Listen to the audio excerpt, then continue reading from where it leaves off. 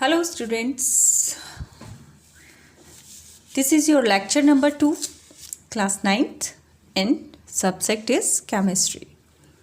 Okay, first lecture में हमने थोड़ा इसके बारे में, इसके कंटेंट के बारे में, फर्स्ट चैप्टर के कंटेंट के बारे में हमने स्टडी किया था. So your chapter is matter in our surroundings.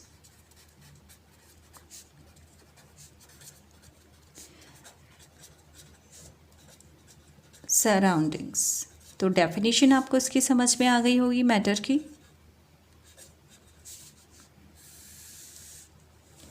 Anything that possess mass and occupies space is called matter, वो मैटर होता है. सो चलिए, मैटर के बारे में तो हमें पता चल गया है कि कैसे मैटर क्या होता है. Now let's discuss the characteristics of matter. Characteristics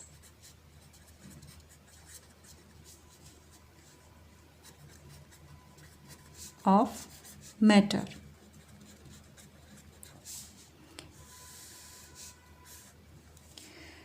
कुछ इम्पॉर्टेंट कैरेक्टरिस्टिक्स हैं मैटर के, जैसे कि फर्स्ट है matter is composed of particles.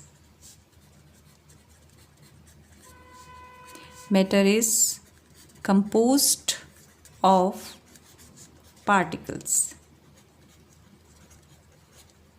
ठीक है, जैसे कि एटम्स हैं, मॉलिक्यूल्स हैं, ये सभी क्या हैं, मैटर के पार्टिकल्स हैं. ओके, सेकेंडली मैटर इज़, जो पार्टिकल होते हैं मैटर के, जो पार्टिकल्स होते हैं, they are very very small. Okay, the particles, इनके बारे में हम पढ़ेंगे अभी सभी, इनसे रिलेटेड एक्टिविटीज़ समझेंगे इनको.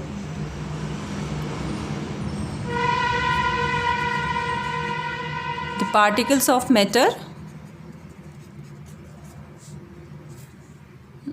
are very small. सेकेंड हो गया ये. एंड थर्ड इज पार्टिकल्स जो होते हैं मैटर के, they have space between them. The particles of matter have space between them. Clear? Now, जो पार्टिकल्स होते हैं मैटर के, they are in constant motion. The particles are particles of matter are in constant motion. लगातार move करते रहते हैं वो. And next is the particles of matter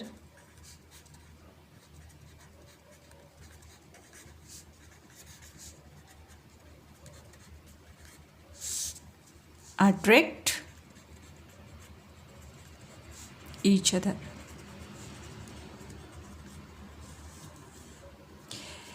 तो ये कुछ कैरेक्टरिस्टिक्स हैं मैटर के. Matter is composed of particles. सबसे पहले, अब पार्टिकल्स जो हैं, जितने भी मैटर होते हैं हमारे चारों तरफ, वे सभी किससे बने हैं? छोटे छोटे बहुत टाइनी टाइनी पार्टिकल्स से बने हुए होते हैं, जिन्हें हम एटम्स या मॉलिक्यूल्स बोलते हैं. ओके, अब ये जो पार्टिकल्स होते हैं मैटर के, ये बहुत छोटे होते हैं. इवन इतने छोटे होते हैं कि हम इन्हें अपने नेकेड आई से नहीं देख सकते हैं. Clear? And the third property of matter is they have space between them. जो भी पार्टिकल्स होते हैं मैटर के, उनके बीच में स्पेस होता है. ओके, ये भी हम प्रूव करेंगे. नेक्स्ट, जो मैटर है, मैटर के जो पार्टिकल्स होते हैं, वो लगातार मूवमेंट करते रहते हैं. ठीक है, they are in constant motion, चिक चैक मोशन करते रहते हैं. ओके, एंड लास्ट प्रॉपर्टी क्या है मैटर की? जो मैटर के पार्टिकल्स होते हैं, वो एक दूसरे को अट्रैक्ट भी करते हैं. ठीक है, एक फोर्स के साथ एक दूसरे से अटैच्ड भी होते हैं. तो वन बाय वन हम इन सभी प्रॉपर्टीज़ को स्टडी करने वाले हैं. क्लियर? कितना समझ में आ गया होगा आपको?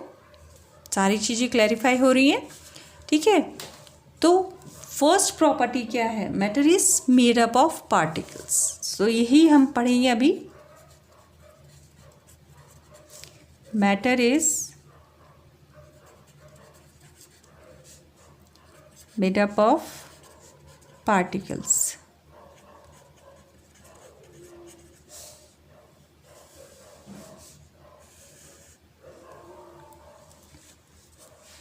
देखो ये बहुत ही एक एस्टेब्लिश्ड फैक्ट है कि जो भी मैटर्स होते हैं वो बहुत ही छोटे छोटे पार्टिकल्स से बने होते हैं।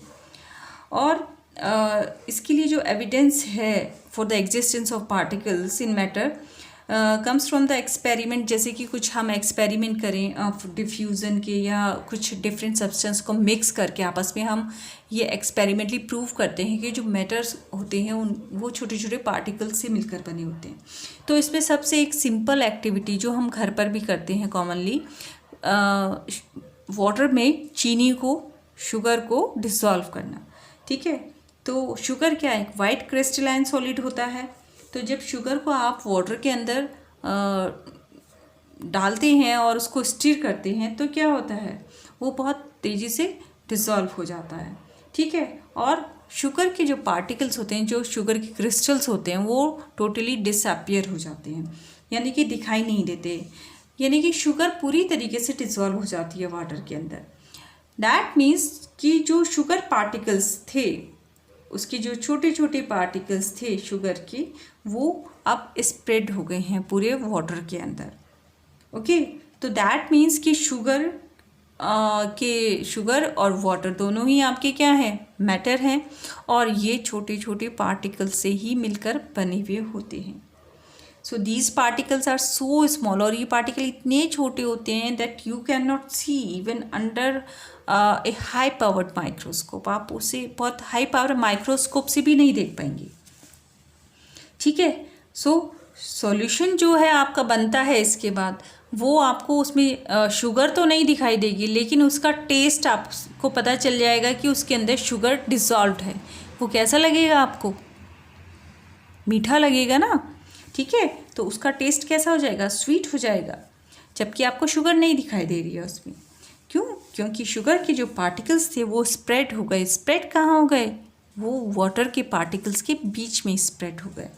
ओके, सो आपने ये ऑब्ज़र्व भी किया होगा, जब आप वाटर के अंदर शुगर को डिज़ोल्व करते हैं तो उसका लेवल इंक्रीज़ नहीं होता है। सपोज़ आपने इतना वाटर लिया है और आपने इसमें शुगर को डिज़ोल्व किया है, तो ये पार्टिकल्स डिज़ोल्व होने के बाद कहाँ चले जाते हैं, ये वाटर के पार्टिकल्स के बीच में जाके एडजस्ट हो जाते हैं, और इसका लेवल, वाटर लेवल को इंक्रीज़ नहीं करते हैं।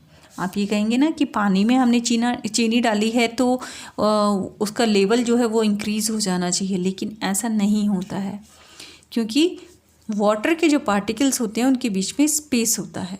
ठीक है, और उन स्पेस के बीच में जाकर ये शुगर पार्टिकल्स फिट हो जाते हैं और उसका लेवल इंक्रीज़ नहीं होने देते।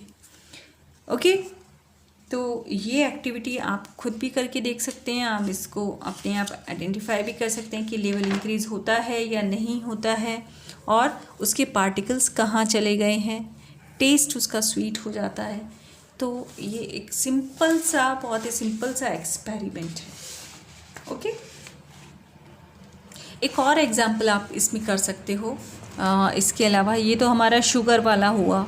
ठीक है, दूसरा एक होता है पोटेशियम परमैंगनेट।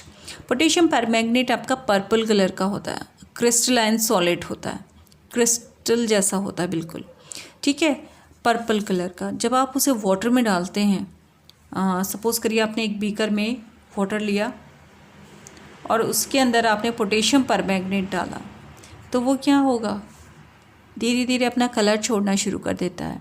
दैट मीन्स कि वो डिज़ोल्व होना शुरू होगा। जब वो डिज़ोल्व होगा तो उसके जो पर्पल पार्टिकल्स हैं वो पूरे वाटर के अंदर क्या हो जाएंगे, स्प्रेड हो जाएंगे। ठीक है, वो पूरे वाटर के अंदर स्प्रेड हो जाते हैं और वाटर को कैसा कर देंगे, पर्पल कर देंगे। क्लियर। तो ये जो पोटेशियम परमैंगनेट है ये पूरा का पूरा आपका वाटर के अंदर डिज़ोल्व हो जाता है और वाटर का कलर चेंज कर देता है। इस तरीके से हम ये कह सकते हैं कि मैटर जो हैं वो पार्टिकल्स से बने हुए होते हैं। ओके।